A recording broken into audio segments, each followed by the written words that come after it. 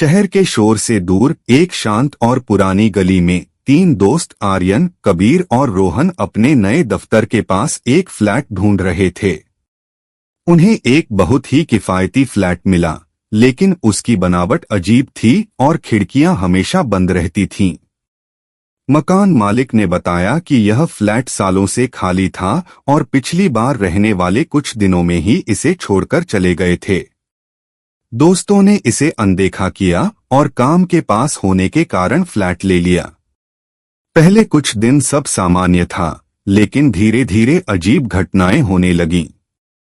रात में उनके कमरों के बाहर फुसफुसाहट की आवाजें आतीं, जिससे उन्हें लगता कि कोई बात कर रहा है।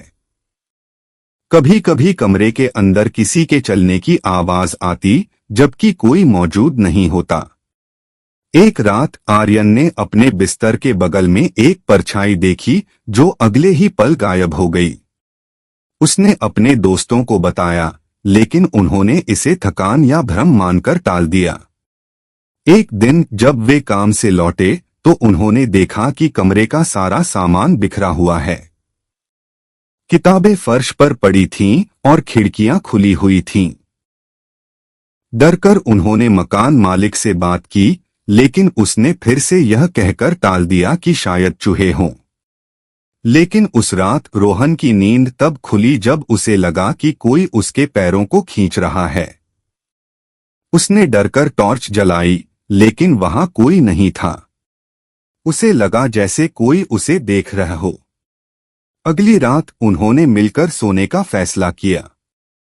जैसे ही वे लाइट बंद करके लेटे, उन्हें कमरे में एक ठंडी हवा महसूस हुई और एक भयानक आवाज सुनाई दी।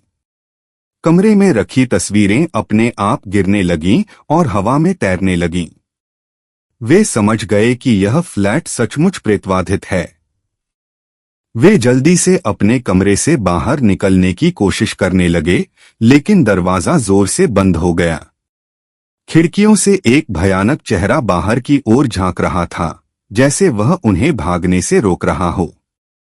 तीनों ने एक साथ मिलकर दरवाजे को धक्का दिया और जैसे तैसे बाहर निकले। जब वे फ्लैट से भागे तो उन्होंने पीछे मुड़कर देखा। फ्लैट की खिड़कियों से कोई उन्हें देख रहा था और हवा में एक धीमी फुसफुसाहट सुनाई दे रही थी, जैसे वह कह रही हो, तुम वापस आओगे।